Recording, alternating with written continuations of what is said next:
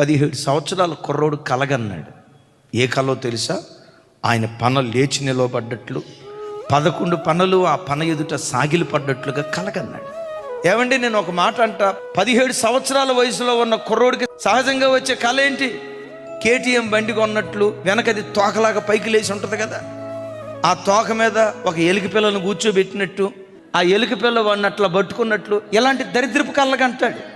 17 సంవత్సరాల కుర్రోడు కన్న కళ తన పన నిలవబడ్డట్లు, 11 పనలు సాగిలి పడ్డట్లు, తేజో నక్షత్రంగా తాను ప్రకాశిస్తున్నట్లు, సూర్య చంద్ర నక్షత్రాదులు ఆయనకి సాగిలి పడ్డట్లుగా కలగన్నాడు.